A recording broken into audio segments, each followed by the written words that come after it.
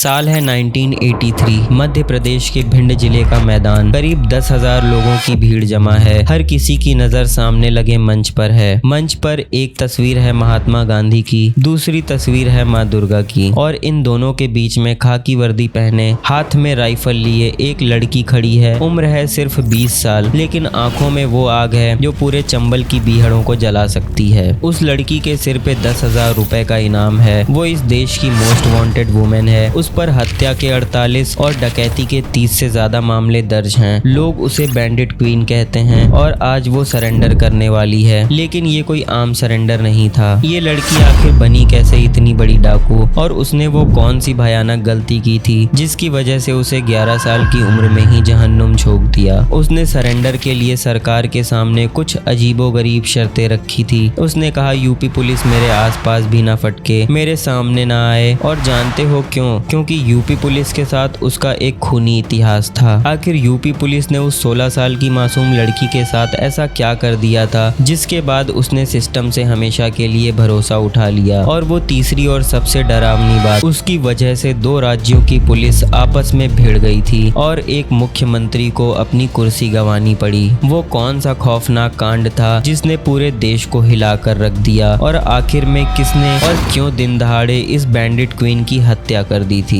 आज मैं तुम्हें एक ऐसी औरत की कहानी सुनाने वाला हूँ जिसे हम फूलन देवी के नाम से जानते हैं।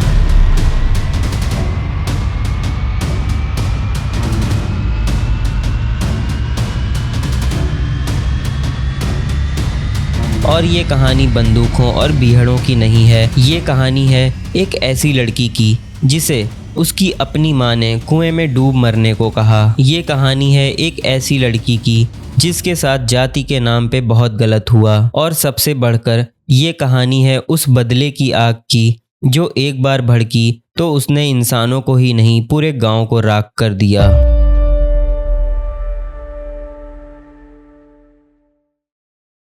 साल 1963, 10 अगस्त। उत्तर प्रदेश के जालौन जिले में एक गांव है गोरखापुरवा। यहाँ फूलन देवी का जन्म हुआ था। उनके पिता का नाम था देवी दीन और माता का नाम था मूला। परिवार में 3 बहनें और एक छोटा भाई था। फूलन की जाति थी मल्ला, जिसे उस समय बहुत नीचा समझा जाता था।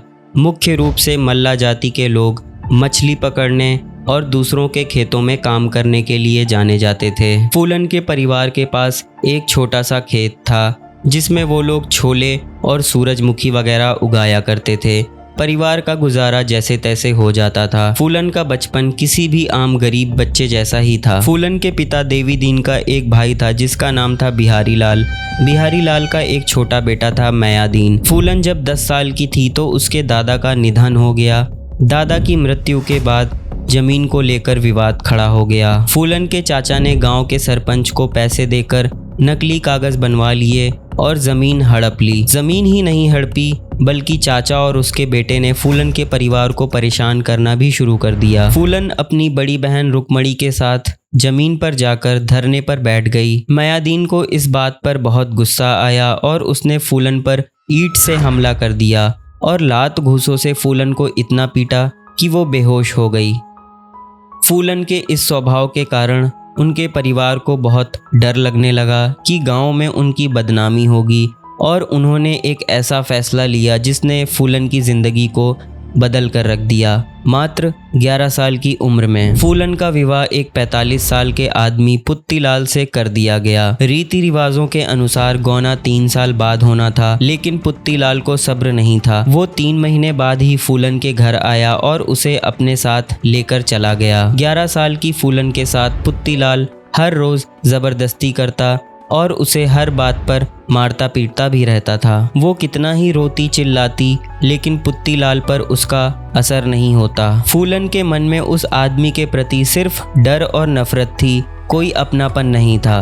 कुछ ही महीनों में फूलन की तबीयत इतनी खराब हो गई कि वो वापस अपने मायके आ गई। उसने सोचा मायके में तो थोड़ा सा सुख मिलेगा, लेकिन यहाँ उसका स्वागत नहीं हुआ। गांव वालों ने बदनामी करना शुरू कर दी कि कोई अपने पति को छोड़कर कैसे वापस आ सकती है, जरूर इसमें ही कोई खोट होगी। उसके परिवार वालों को भी ताने मारना शुरू कर दिए। परिवार वाले फूलन से परेशान हो गए और यहाँ तक कि उसकी माँ ने कह दिया कि कुएं में कूद जा या फिर यमुना में बह जा। जिस परिवार को उसे सपोर्ट करना चाहिए था उसने उसे सपोर्ट नहीं किया। अपनी बदनामी के डर से फूलन के परिवार वालों ने उसे वापस पुत्तीलाल के पास भेज दिया। उसके चाचा और मायादीन ने भी इसके लिए दबाव बनाया था। जब फूलन वापस पुत्तीलाल के पास गई तो उसने देखा कि पुत्तीलाल ने दूसरी शादी कर ली है। पुत्तीलाल ने और उसकी दूसरी पत्नी ने फूलन को बहुत परेशान किया, उसे मारा पीटा, जिसके बाद फूलन ने आखिरी बार और हमेशा के लिए ससुराल छोड़ दिया। फूलन मुश्किल से 16 साल की रही होगी।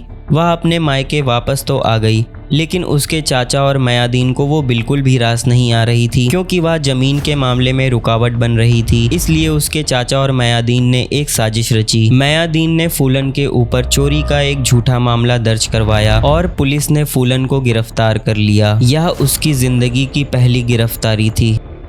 फूलन करीब 1 महीने तक पुलिस की हिरासत में रही। इस दौरान कई पुलिसकर्मियों ने उस 16 साल की बच्ची के साथ बलात्कार किया और उसे बेरहमी से पीटा भी। और यहीं से फूलन का मानसिक संतुलन पूरी तरह से टूट गया। जिन पुलिसकर्मियों को उसे प्रोटेक्ट करना चाहिए था उन्होंने ही उसके साथ गलत किया। जेल से छूटने के बाद फूलन वापस अपने घर आई, लेकिन उसके चाचा और मायादीन को फूलन से बड़ा खतरा था, क्योंकि जब तक फूलन जिंदा है वह जमीन को लेकर विवाद करती रहेगी। तो फूलन के चाचा ने एक साजिश रची, उसे खत्म करने के लिए नहीं बल्कि उसे ऐसे लोगों को सौंप देने के लिए जो उसे वापस कभी आने ही ना दें। इसके लिए उसने इलाके के सबसे खूंखार डाकू बाबू गुज्जर का सहारा लिया। डकैतों ने उस छोटी सी बच्ची का अपहरण कर लिया। बाबू गुज्जर ने उसे अपनी संपत्ति समझ लिया था और लगातार 3 दिनों तक उसके साथ बलात्कार किया और उसे बेरहमी से पीटा भी। लेकिन उसी गैंग में एक आदमी था, विक्रम मल्ला। विक्रम भी मल्ला जाति का था। वह फूलन पर हो रहे अत्याचार को देख रहा था और उसके दर्द को समझ रहा था। उसने बाबू गुज्जर को कई बार समझाया भी कि सरदार छोड़ दो, वह छोटी बच्ची है, लेकिन बाबू गुज्जर नहीं माना। तीसरे दिन उसका गुस्सा फूट पड़ा। उसने अपने ही सरदार को गोली मार दी और खुद गैंग का लीडर बन गया। उसने फूलन को बंदूक चलाना सिखाया, बीहड़ों में जिंदा रहना सिखाया और पुलिस से बचना सिखाया। धीरे धीरे फूलन को विक्रम से प्रेम हो गया। फूलन ने विक्रम को अपना सब कुछ बना लिया था। उसने एक रबर स्टैंप भी बनवाया जिस पर लिखा था दस्यु सुंदरी, दस्यु सम्राट, विक्रम की प्रेमिका। यानी उसके लिए विक्रम सिर्फ एक इंसान नहीं था बल्कि उसकी पहचान था। अगले 1 साल तक उन्होंने कई अमीर ठाकुरों को लूटा और गरीबों में पैसे बांटे। फूलन और विक्रम के नाम का डंका बजने लगा। निचली जातियों के लिए वह एक देवी बन चुकी थी। वो चोरी की गई पुलिस की वर्दियों को पहनकर पुलिस को ही धोखा देते थे। चंबल की बीहड़ों में उनका राज चलता था। समूह खंडों में रहता था। देवरिया, कानपुर और उरैया जैसे स्थानों में घूमता था। फूलन के अपने पुराने जख्म अभी भरे नहीं थे। एक दिन अपनी गैंग के साथ वो पुत्तीलाल के गांव पहुंची और पुत्तीलाल को बेरहमी से पीटा। उसे उसकी सभी हरकतों का सबक सिखाया। फिर गांव वालों को चेतावनी दी कि अगर किसी बूढ़े आदमी ने किसी छोटी बच्ची के साथ विवाह किया तो उसका भी यही हाल होगा। पुत्तीलाल से बदला लेने के बाद फूलन और विक्रम का नाम चंबल में और भी ज्यादा फैल गया। वह निचली जातियों में देवी दुर्गा का अवतार बन गई। वो और उसका गैंग अमीरों को लूटता था और गरीबों में बांटता था, लेकिन उसका यह सुख ज्यादा दिनों तक नहीं टिका। 1980 आया। गैंग के 2 पुराने डाकू श्री राम सिंह और लाला राम सिंह जेल से छूटे। उन्हें यह बिल्कुल भी बर्दाश्त नहीं था कि कोई छोटी जाति का आदमी विक्रम मल्ला गैंग का सरदार बना बैठा है। उन्हें इस बात पर भी गुस्सा आया कि विक्रम ने सिर्फ एक लड़की के चक्कर में अपने ही सरदार को गोली मार दी। ये दोनों ठाकुर थे, यानी उच्च जाति के। उन्होंने जाति के नाम पर फूट डालना शुरू किया और उच्च जाति के सभी सदस्यों को अपनी तरफ मिला लिया। 1980 की रात विक्रम और फूलन अपने कैंप में सो रहे थे। श्री राम सिंह और लाला राम सिंह अपनी गैंग के साथ कैंप में घुस आए और बिना कोई मौका दिए विक्रम पर गोलियां बरसा दी। विक्रम लहूलुहान फूलन की गोद में दम तोड़ दिया। फूलन की चीखें पूरे जंगल में गूंजी, लेकिन बचाने वाला कोई नहीं था। विक्रम फूलन की जिंदगी का वो इंसान था जिसने उसे सहारा दिया था। विक्रम के जाने के बाद फूलन एक बार फिर से टूट गई। विक्रम की हत्या के बाद भी श्री राम सिंह और लाला राम सिंह नहीं रुके। उन्होंने फूलन को बंदी बनाया और एक नाव में बैठाकर अपने साथ बेमई ले आए। ये गांव पूरी तरह ठाकुरों का था। फूलन को एक अंधेरी झोपड़ी में बंद कर दिया। फिर जो हुआ उसे शब्दों में बयां करना मुश्किल है। हर रोज श्री राम सिंह, लाला राम सिंह और गैंग के अन्य डाकू फूलन के साथ बलात्कार करते थे। लगातार 3 हफ्तों तक फूलन को बिना कपड़ों के गांव के बीचों बीच कुएं से पानी लाने को भी मजबूर किया गया। पूरा गांव देखता रहा, पुरुष, महिलाएं, लेकिन आवाज उठाने वाला कोई नहीं था। फूलन पूरी तरह से टूट गई थी, लेकिन अंदर ही अंदर एक आग जल रही थी, बदले की आग।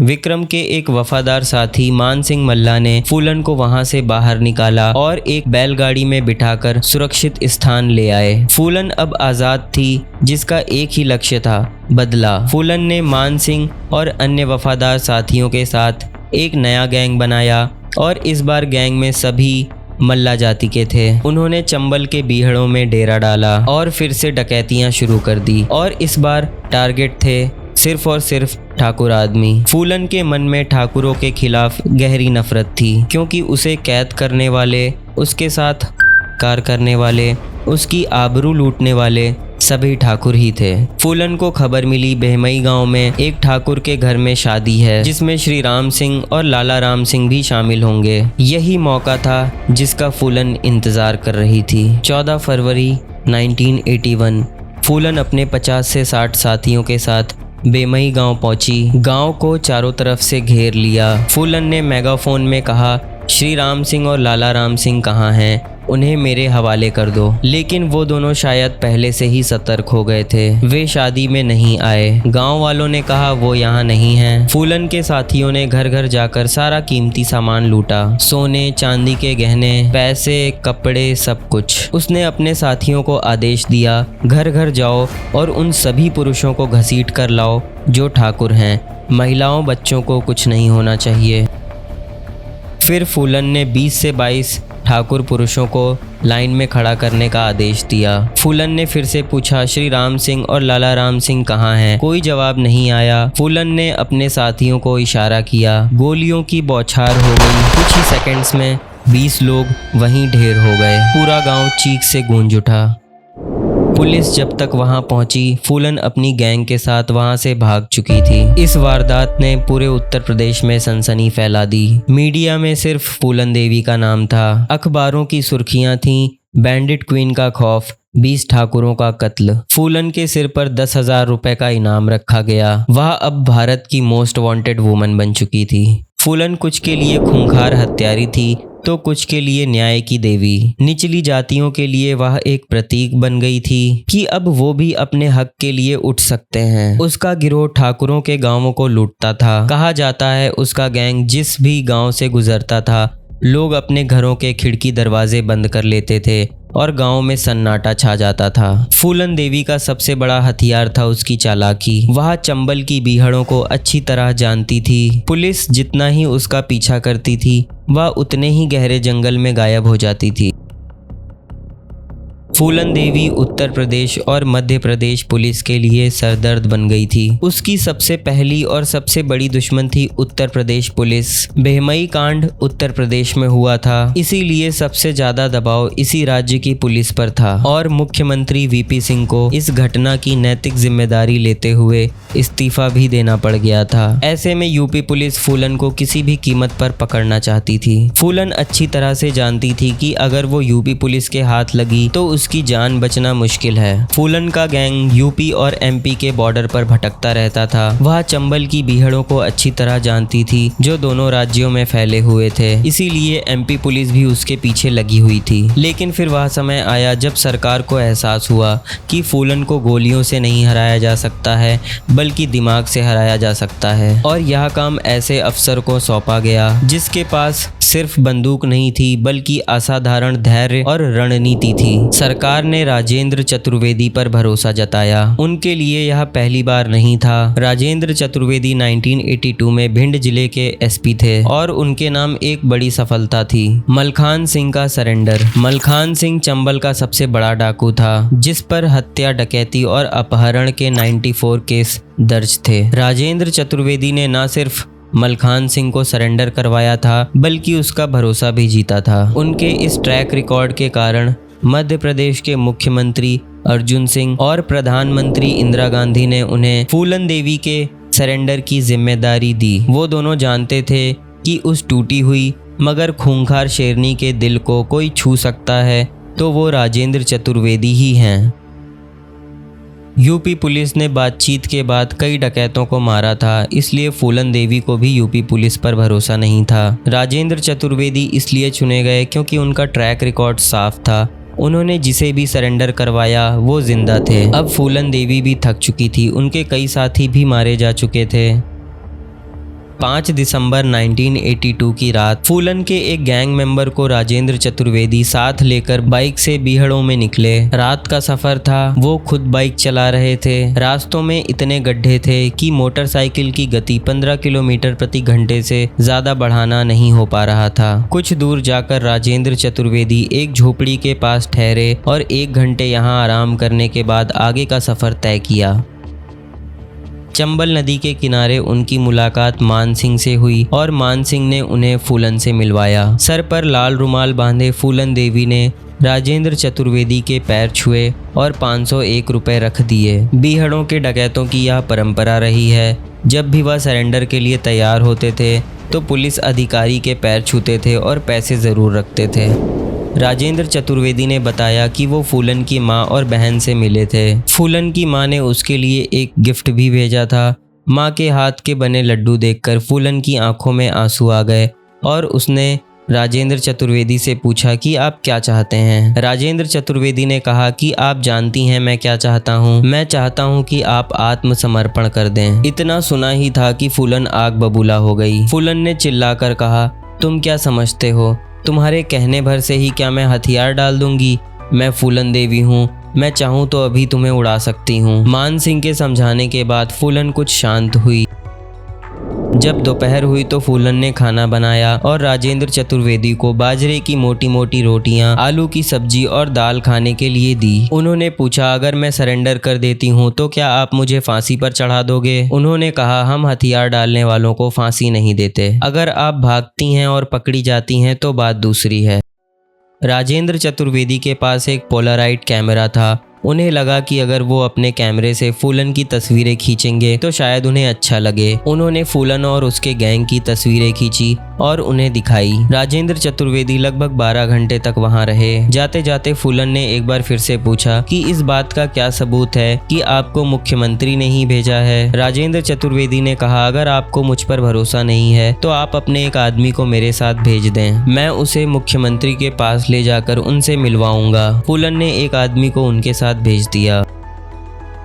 भिंड पहुंचकर राजेंद्र चतुर्वेदी ने मुख्यमंत्री अर्जुन सिंह को फोन मिलाया और कहा, sir two down. Sir two down उनका कोड वर्ड था। वो दिल्ली की फ्लाइट पकड़कर मध्य प्रदेश भवन पहुंचे। राजेंद्र चतुर्वेदी ने फूलन के आदमी को मुख्यमंत्री से मिलवाया और उनके सामने ही कहा कि अब तो आपको यकीन हो गया है कि मुझे मुख्यमंत्री ने ही भेजा है। उसके बाद फूलन के उस आदमी को वापस फूलन के पास भिजवा दिया गया। फूलन ने सरेंडर के लिए हाँ कर ही दी थी, लेकिन एक समस्या आ गई। जब मध्य प्रदेश की पुलिस फूलन के परिवार को उत्तर प्रदेश लेने गई तो उत्तर प्रदेश की पुलिस ने मध्य प्रदेश के 6 पुलिस ऑफिसर्स को गिरफ्तार कर लिया और उन पर अपहरण का मामला दर्ज कर दिया। दोनों राज्यों की पुलिस के बीच गोलाबारी तक हो गई। फूलन को जब यह पता चला तो वो भड़क उठी। उन्होंने सरेंडर करने से मना कर दिया। उनका भरोसा फिर से टूट गया। लेकिन राजेंद्र चतुर्वेदी ने हार नहीं मानी। वह अपनी पत्नी और 5 साल के छोटे बच्चे को लेकर फिर से चंबल की बीहड़ों में पहुंच गए। उन्होंने फूलन से कहा, अगर तुम्हें मुझ पर भरोसा नहीं है तो मेरे छोटे से बच्चे को जमानत के तौर पर अपने पास रख लो। फूलन को अपनी आंखों पर भरोसा नहीं हुआ कि एक पुलिस अधिकारी अपने छोटे से बच्चे को उसके पास गिरवी रख रहा है। उसका दिल पिघल गया। फूलन ने कहा, मुझे आप पर भरोसा है, मैं सरेंडर करूंगी लेकिन अपनी शर्तों पर। फूलन देवी अपनी आत्मकथा में लिखती हैं कि चतुर्वेदी की पत्नी बहुत सुंदर थी। वो मेरे लिए शॉल, कपड़े और तोहफे लेकर आई थीं। वो अपने साथ घर का बना खाना भी लेकर आई थीं। चतुर्वेदी ने फूलन से पूछा, आप कब समर्पण करेंगी? उन्होंने कहा, 6 दिनों बाद। फूलन की कुछ शर्तें थीं। सरेंडर महात्मा गांधी और माँ दुर्गा की तस्वीरों के सामने हो। किसी भी सरेंडर करने वाले को फांसी ना हो, यूपी पुलिस ना आए, गैंग के सभी मेंबर्स को 8 साल से ज्यादा की सजा ना हो, उन्हें अच्छी ए कैटेगरी जेल में रखा जाए, परिवार की जमीन पिता को वापस दी जाए, भाई को सरकारी नौकरी दी जाए, परिवार को एमपी में सरकारी जमीन में बसाएं। सरकार ने सभी शर्तें मान ली। इसके बाद आती है सरेंडर की तारीख 13 फरवरी 1983। पिछली रात फूलन एक सेकंड भी सो नहीं पाई, घबराहट में कुछ खाया नहीं। सुबह एक डॉक्टर को बुलाया जाता है। डॉक्टर बताते हैं कि इनको तनाव है। कार में बैठते ही फूलन ने चतुर्वेदी जी से अपनी राइफल वापस मांगी। राजेंद्र चतुर्वेदी ने उन्हें समझाया कि फूलन अपने आप को ठंडा करो, अपने आप को संभालो। फूलन इतना परेशान हो गई थी कि उन्होंने एक गार्ड से उसकी गन छीनने की कोशिश की। उन्होंने उसे समझाया कि फूलन दोबारा ऐसा मत करना, नहीं तो उन दोनों की बहुत बदनामी होगी। मध्य प्रदेश का भिंड जिला, लगभग 7 से 10 हजार लोग इकट्ठा हुए। फूलन देवी खाकी वर्दी पहनी हुई थी, सिर पर लाल कपड़ा बंधा हुआ था। जब वह मंच पर आई तो सबकी सांसें थम गईं। फिर उसने वह किया जिसकी किसी को उम्मीद नहीं थी। उसने मां दुर्गा और महात्मा गांधी की तस्वीर के सामने सर झुकाया। फिर मुख्यमंत्री अर्जुन सिंह के पैर छुए और अपनी राइफल उनके पैरों के पास रख दी। उन्होंने सामने खड़ी भीड़ को नमस्कार किया। फिर फूलन ने एक फूलों की माला मां दुर्गा की तस्वीर के सामने रख दी। चंबल की बीहड़ों में डकैतों का आतंक धीरे धीरे खत्म होना शुरू हुआ। राजेंद्र चतुर्वेदी ने वह कर दिखाया जो सैकड़ों पुलिसकर्मी नहीं कर पाए। उन्होंने बिना गोली चलाए सिर्फ विश्वास और धैर्य से भारत की सबसे खूंखार महिला डाकू को आत्मसमर्पण करवा दिया। सरेंडर के बाद फूलन ग्वालियर सेंट्रल जेल में रहीं। शर्तों के कारण उन्हें एक कैटेगरी सुविधाएं मिली। माला सेन यहीं आकर उनसे मिलती थी और उनकी ऑटोबायोग्राफी लिखी, जिस पर बाद में बैंडिट क्वीन फिल्म भी बनी। फूलन देवी ने जेल में पढ़ना लिखना सीखा। जेल में जब एक बार उनकी तबीयत खराब हुई तो उन्हें अस्पताल ले जाया गया। जब उन्हें होश आया तो उन्हें पता चला डॉक्टरों ने बिना उनकी सहमति के उनका गर्भाशय निकाल दिया है। 15 फरवरी 1994 में उत्तर प्रदेश में मुलायम सिंह यादव की सरकार बनी। उन्होंने फूलन देवी पर लगे सभी आरोप वापस लेने का आदेश दिया। बाद में फूलन देवी ने उमेद सिंह से शादी कर ली। दोनों ने बौद्ध धर्म अपना लिया। वह समाजवादी पार्टी में शामिल हुई और 1996 के चुनाव में एक सीट ले ली। वह अब दिल्ली के एक शानदार बंगले में रहने लगी थीं। फूलन ने महिलाओं के अधिकारों के लिए और गरीबों को अच्छी सुविधाएं प्रदान करने के लिए कई अभियान चलाए। 1998 के चुनाव में वो अपनी सीट हार गईं, लेकिन अगले साल फिर से उसे हासिल कर लिया। उन्होंने मुख्य रूप से महिलाओं और निचली जातियों के अधिकारों के लिए संघर्ष किया। 1994 में शेखर कपूर की फिल्म बैंडिट क्वीन रिलीज हुई थी।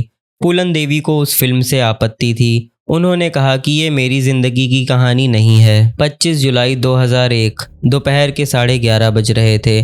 फूलन देवी लोकसभा से अपने घर की तरफ आ रही थीं। उनके घर के गेट के सामने 3 हमलावर खड़े थे। जैसे ही वो अपने गेट के पास पहुंची, तीनों हमलावर ने 9 गोली फायर करी और एक गोली सीधा उनके माथे पर लगी। उनके गार्ड बलविंदर सिंह को भी घायल कर दिया गया था। बलविंदर सिंह एक सीआरपीएफ जवान थे। इसके बाद वो तीनों अपनी मारुति 800 से वहां से भाग गए। फूलन देवी को लोहिया अस्पताल ले जाया गया, जहां डॉक्टरों ने उन्हें मृत घोषित कर दिया। वह 37 ईयर्स की थीं जब उनकी मृत्यु हुई।